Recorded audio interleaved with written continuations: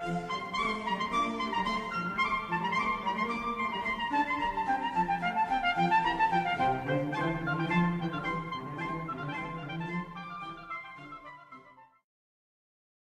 have two guests. George Roach is the president of Hillsdale College in Michigan, a venerable small coeducational institute unabashedly devoted to the cultivation of the moral imagination and the presumption in favor of the private sector. Our second guest is the senior libertarian economist in the world, Nobel laureate Friedrich von Hayek. Mr. Hayek, you wrote a very famous essay on the intellectuals and socialism, in which you attempted, I think quite successfully, to show why socialism is so nubile for the intellectuals. What is that thesis of yours, and do you still defend it? Oh, certainly, yes. Well, it's a very interesting story intellectually. One of the dominant ideas which governs thinking since the 18th century is the idea that we can make everything to our pleasure, that we can design social institutions in their working. Now, that is basically mistaken. Social institutions have never been designed and do much more than we know. They have grown up by a process of selection of the successful without people frequently know why it was successful. That applies to the market. The market is I was going to say most ingenious, but ingenious without having been designed, instrument which enables us to utilize knowledge which is distributed among hundreds of thousands of people. It's an adaptation to thousands of circumstances which nobody ever can know as a whole, and where the prices formed on the market tell the individual what to do and what not to do in the social interest. Now, in order to understand this, you have to know economics. To the naive person who imagines all the distribution of income is determined by somebody deliberately and actively, it seems that if this is the responsibility of a particular guide, this is evidently done very unjustly.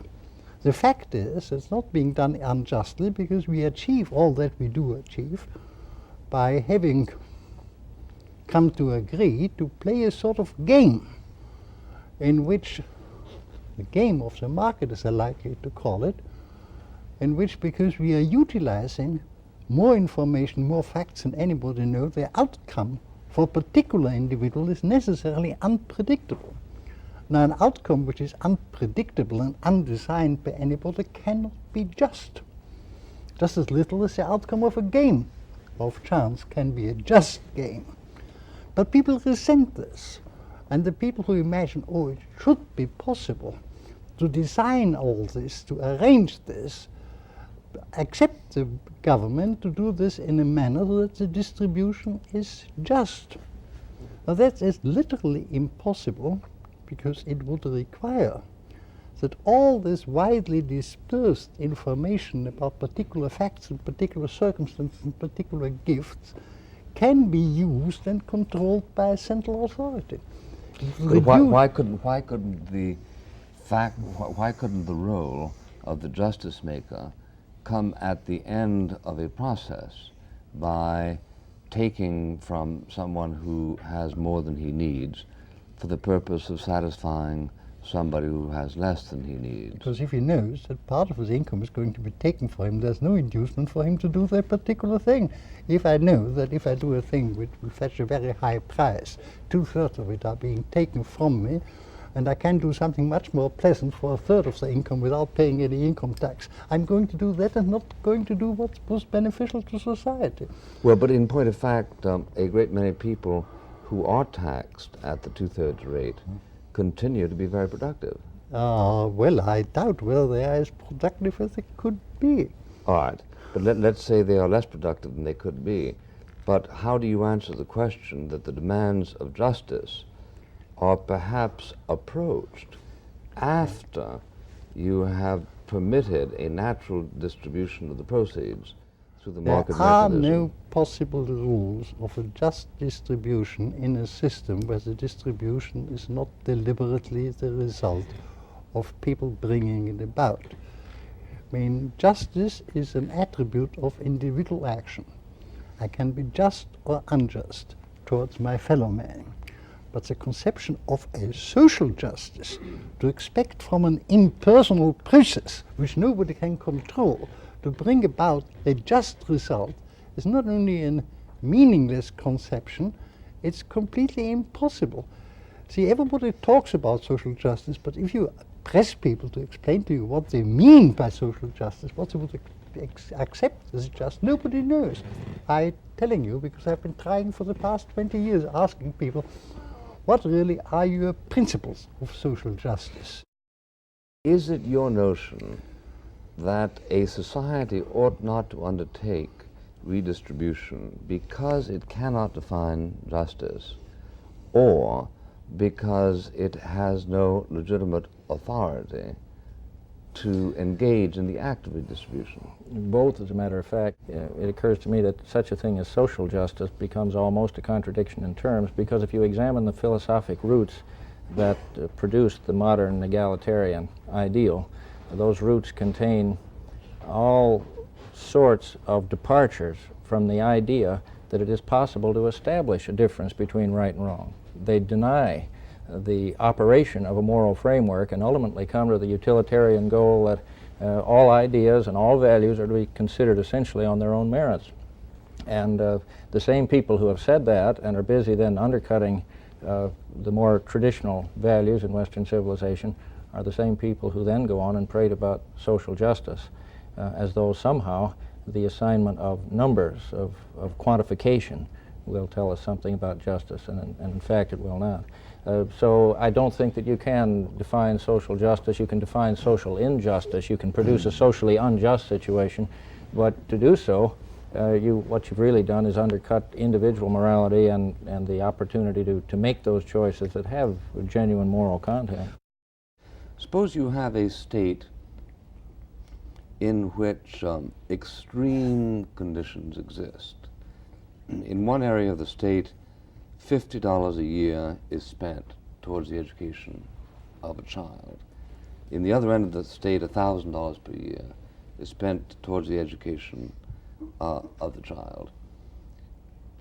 Is the concept of justice invocable in the society that says we must do what we can to diminish that antipodes? We must pay more for the education of the child down in the southern region, even if it means diminishing the grant to the child in the upper region. Is this, as thus far described, a rough attempt at, quote, justice? No. Morality is the difference between right and wrong in concrete, specific decisions and transactions between and among individuals. When this is elevated to a social plane, it ceases to have any particular recognizable content as justice. But is that terminologically subjective? If an individual decides to give succor to a hungry person, why is that different from 10 individuals giving succor to 10 hungry people? Oh, privately and individually? No, even if they use the instrumentality of the tribe. Because at that point I become the sucker for them because it's my taxes that accompany theirs. It's fine for you to decide to be charitable. It is not fine for you to be charitable with my resources as opposed to yours. In fact, there's no charity connected with them.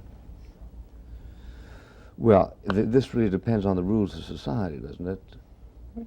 Well, it raises the question, what is a society? I'm acquainted with your essay that says that no such thing exists. I mean, is the fact that the people of Oklahoma and the people of New York find it convenient to have a common system of law and of rules, a justification that the people of Oklahoma can demand that the people of New York, out of their pocket, assist the people of Oklahoma.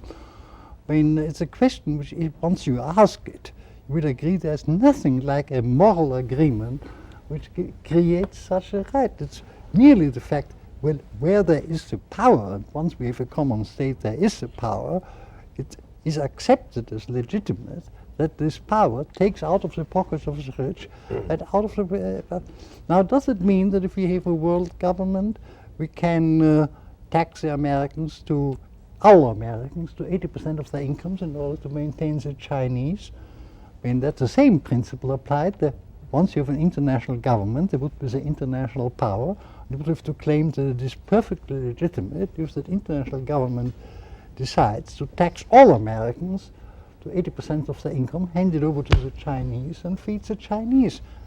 Whatever we may think about desirable future rules of morals, there's no doubt that the existing rules of morals do not justify this. And I would maintain that, in fact, when today the wealthy parts of the United States are heavily taxed in favor of the poorer parts, this is not the result of any moral agreement of the majority of the American people, but solely the effect that whatever party is in power needs the woods of Oklahoma and pays for the woods of Oklahoma at the cost of the people of the wealthier parts, nothing else. Well, but the motivations of the people who pass those laws are not necessarily the motivations of people who are propelled by demagogic pressure, are they? You're not denying disinterested generosity exercised in the legislature, are you? It's an entirely different matter. Disinterested generosity determines voluntary action.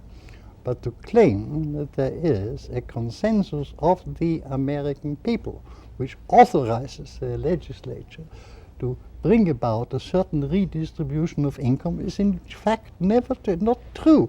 The American people have never asked about the principles that ought to be applied in this.